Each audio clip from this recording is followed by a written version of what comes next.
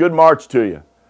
Too bad you did not have the opportunity to sit in or hear this conversation Jay and I had. You know, Jay Spivey, the publisher, you know, the big guy behind FET and all that. Too bad you didn't hear that. It's pretty interesting. I'd love to talk about that, but it would split the audience. So let's talk about this. Let's talk about ideology. You know, I travel a lot because of the work that I do. I do a lot of charity work, fly around a lot. And although you've heard some of my "Are you kidding me's" here about travel, just the things that I see in those long metal tubes, here are two more. I'm on this plane trip, coming back, I think from Florida. And it was a work trip. I fly a lot, so I get bumped up from time to time. I'm sitting in first class with this large guy to the right of me, very nicely dressed, hair nicely coiffed, big fancy wristwatch, nice clothes. We don't shop at the same spot. Shoes, impeccable, and we start to talk. Start to talk about things. He finds out what I do. He really didn't, wasn't too interested in what I did, but he did talk about himself a lot, which is something that I probably do from time to time as well. So I apologize if you're on the other end of that. But this guy does start going into money, about the people in the back of the plane, socioeconomic issues. He says to me this. He says, I just don't see how people can live on less than $150,000 a year. Are you kidding me, man?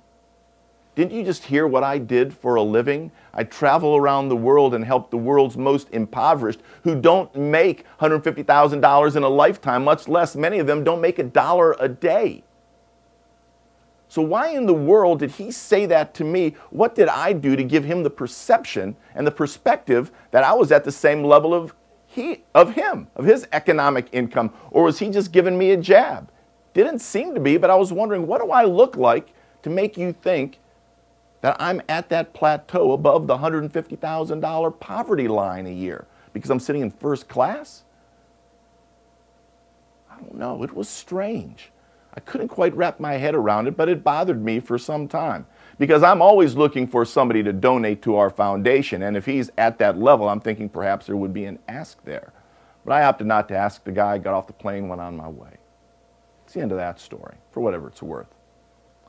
So a couple weeks ago, I'm flying back from another spot, wanting to get home early to my home, and I'm on standby, which means I'm not going to be up front in the front of the plane. Odds are I'm going to be in the back. I was on the last row in the middle seat between two guys right next to the stinker, and it was stinking, but that's just a part of the game when you try to get home early and you're on standby.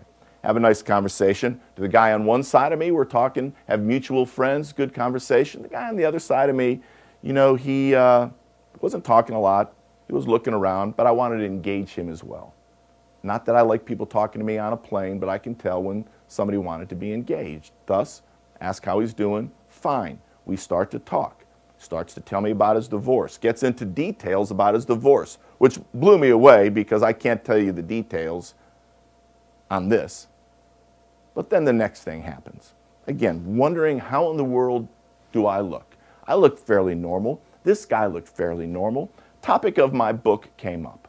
I probably brought it up that I wrote a book. Yeah, I did, because there's always buyers around me, so I brought it up. Then I also brought up where I spent some of my childhood. And then the next thing he says to me is, hey, have you ever heard of this author? He's from this town.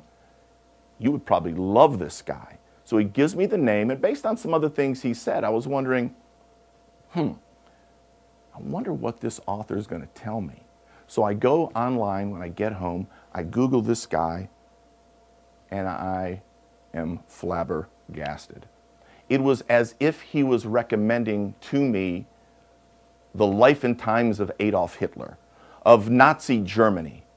This guy that he recommended to me as a great author does nothing but espouse hate, espouse violence, and it was as extreme as Nazi Germany. So again, look at me, dressed very similar to this. What leads you or anybody else to believe that I espouse that ideology? I mean, are you kidding me? I just didn't get it. It was an odd thing.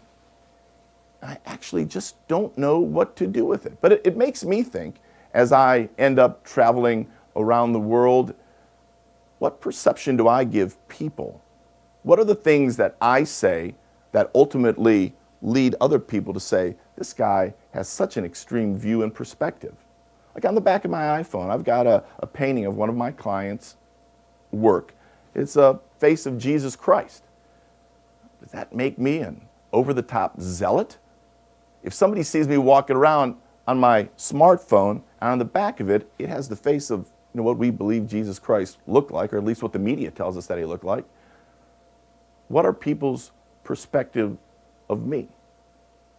Yet I carry it because that's what I believe. So next time you enter into a conversation, no telling where it's going to end. Just because your ideology isn't mine, don't hate me for it. Just because mine isn't yours, I won't hate you for it.